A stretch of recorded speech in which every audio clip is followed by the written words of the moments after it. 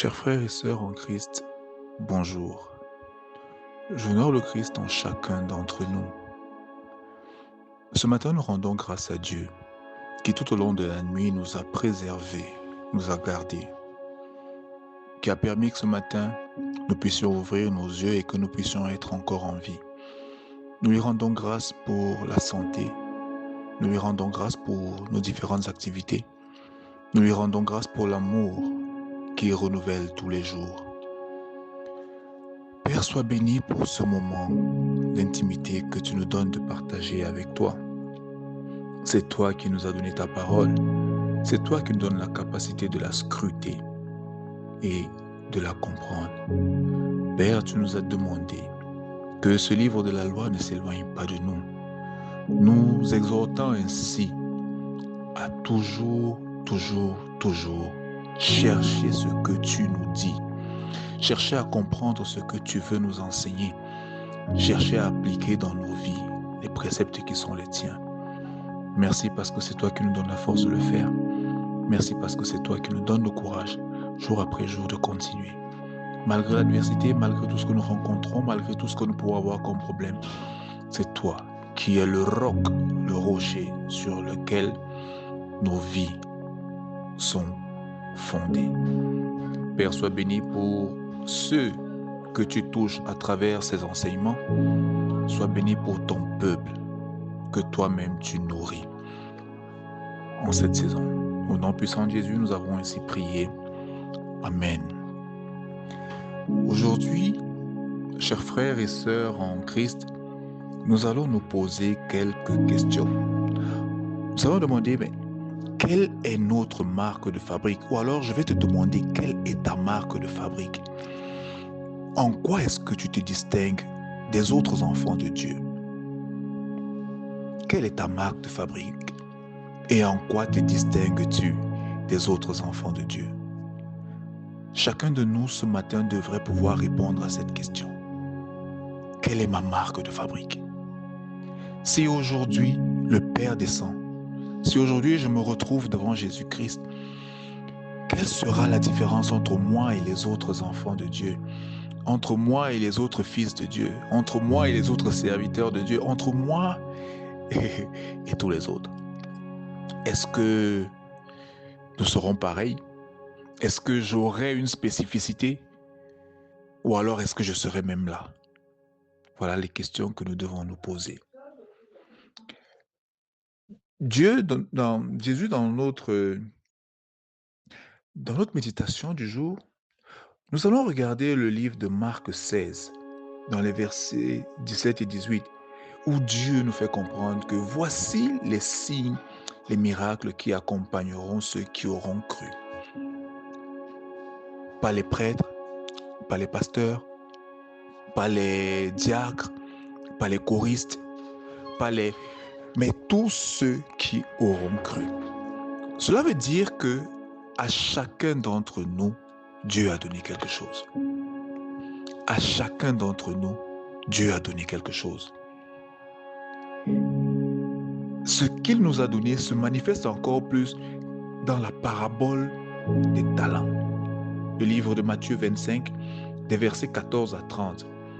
La parabole des talents. Elle nous fait comprendre que Dieu donne à tout le monde, même s'il ne donne pas la même chose, il donne tout de même à tout le monde. À certains, il a donné plus, à d'autres, il a donné moins, à certains encore, il a donné quelque chose d'intermédiaire, mais à chacun d'entre nous, il a donné quelque chose. Qu'en faisons-nous? Qu'en faisons-nous? Tout ce qu'il nous a donné, c'est pour une mission particulière. Quand nous regardons 1 Corinthiens 12, des versets 27 à 30, nous comprenons que nous sommes le corps du Christ, que nous sommes ses membres et que chacun doit jouer un rôle. C'est pour ça qu'à un moment, Dieu nous a donné quelque chose. Il nous a donné des talents. Pour certains, quand nous lisons le livre de 1 Corinthiens, les versets 27 à 30, il dira, pour certains, ils sont devenus prophètes. Pour d'autres, ils sont pasteurs. Pour d'autres encore, ils sont apôtres. Certains seront choristes. Certains. À chacun, Dieu a donné quelque chose. Pour quelle raison? pour que le corps de Christ puisse avancer. Moi, en tant qu'apôtre, je peux être une tête. Toi, en tant que prophète, tu peux être le pied. Un autre, en tant qu'évangéliste, peut être la main. Mais chacun de nous doit contribuer uniquement à une seule chose pour que le corps de Christ avance. Pour que le corps de Christ avance. Frères et sœurs, nous devons nous poser cette question. Quel est mon impact? Quelle est ma marque de fabrique? En quoi est-ce que je me distingue des autres enfants de Dieu dans le travail que je fais? Il y en a qui sont des couteaux suisses. On peut les voir, ils sont pasteurs, ils sont prophètes, Ça, c'est pour lui. Mais chacun d'entre nous doit trouver son couloir et courir dans son couloir. Chacun d'entre nous doit savoir quelle est sa mission, quel est son rôle, quel est son appel. Pourquoi est-ce qu'il est venu sur terre? Quel est son cahier de charges? Et accomplir cela. La main ne prendra jamais la place de la tête. La bouche ne prendra jamais la place du nombril. Le pied ne prendra jamais la place de l'œil. Mais l'un sans l'autre handicape le corps. C'est pour ça que quand un corps manque d'une seule partie, on dit que c'est un corps handicapé.